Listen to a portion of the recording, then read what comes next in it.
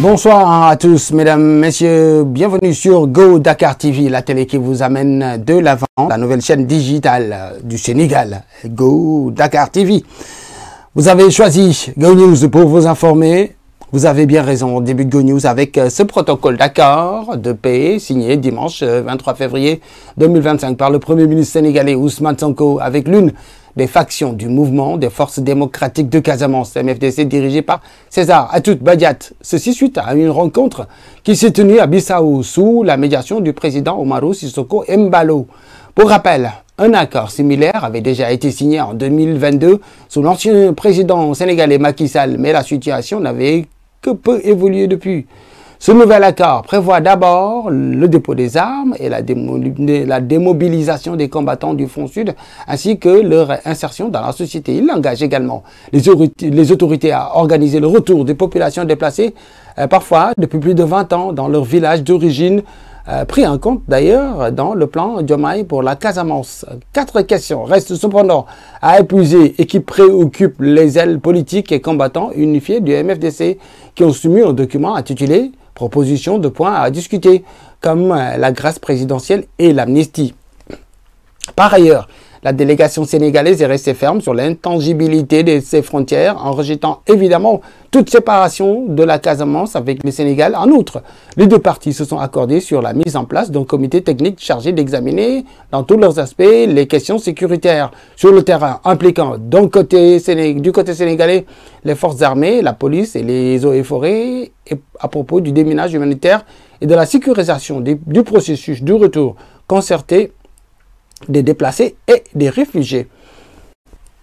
On parle de cette grogne des enseignants du supérieur réunis sous la bannière du SAESI qui ont décidé de poursuivre leur mouvement d'humeur en décrétant une grève de 72 heures, ceci depuis hier, lundi 24, et poursuivront leur action aujourd'hui, mardi 25 et demain, mercredi 26 février 2025. Les membres de ce syndicat sont appelés à suspendre en plus des activités pédagogiques, cours, soutenance, délibération, toute participation aux activités administratives et réunions ainsi que les formations payantes.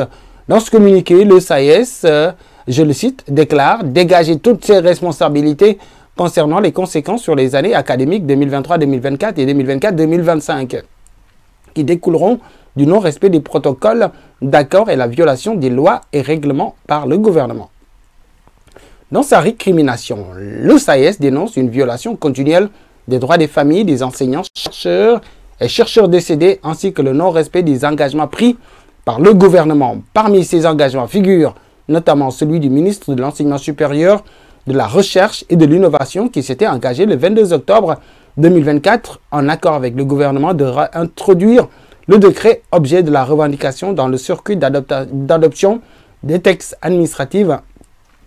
Cet engagement n'a pas été honoré. Fin de citation. De son côté, le syndicat autonome des techniciens supérieurs de la santé, le SATSUS, a également annoncé dans un communiqué une grève générale les mercredis 26 et le jeudi 27 février pour exiger la régularisation de leur situation administrative avec respect des urgences les mercredis et jeudis et appelle à une mobilisation massive lors de l'Assemblée générale du mardi 25 février, aujourd'hui à l'hôpital d'enfants Albert Royer. Revenons pour poursuivre Go News sur cette inauguration de la rue des Étoiles qui s'est déroulée durant la journée du 22 février à Ouagadougou, organisée par l'Académie des Soutigui des arts cinématographiques africains de la diaspora, en marge de l'ouverture de la 29e édition du FESPACO. Plusieurs figures africaines ont été honorées au nombre total de 140. Des stèles ont été érigées pour rendre un hommage impérissable à ces géants du continent parmi lesquels 6 Sénégalais, à savoir le footballeur Sadio Mané, le chanteur Youssou N'Dour, le cinéaste Feu Ousmane Sembène, l'homme d'affaires Harouna Dia, le scientifique Cheikh Anta Diop et le cinéaste défunt Ababacar Samb Maharam sont tous mis en lumière.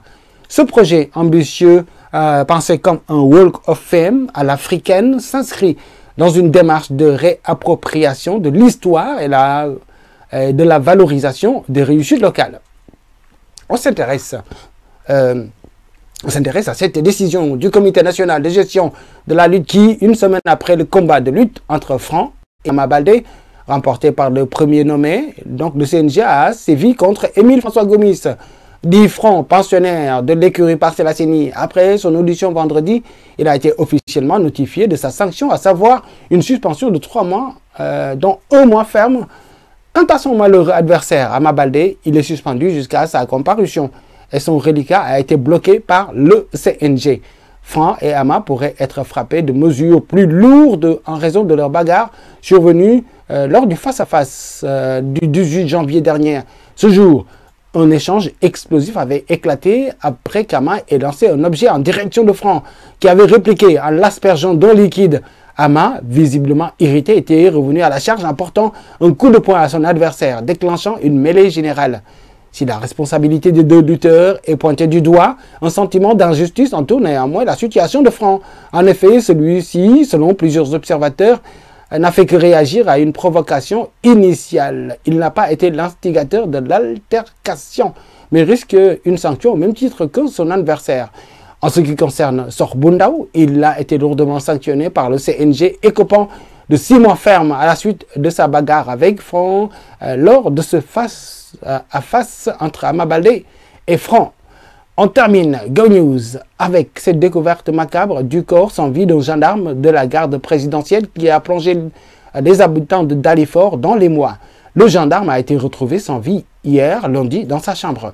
Selon l'Observateur, c'est après plusieurs tentatives infructueuses pour le joindre que l'épouse du défunt a alerté les voisins afin de vérifier la situation. Sur place, ces derniers ont découvert le corps sans vie du gendarme qui serait âgé de 30 ans et ont appelé la police qui a fait les premiers constats d'usage. Alertés, les sapeurs-pompiers ont transporté la dépouille vers une structure sanitaire afin de déterminer les causes exactes du décès. Le défunt qui est originaire de Fatigue. Voilà pour Go News. Merci d'avoir suivi. Passez d'excellents moments avec Go Dakar TV. À demain, Inch'Allah.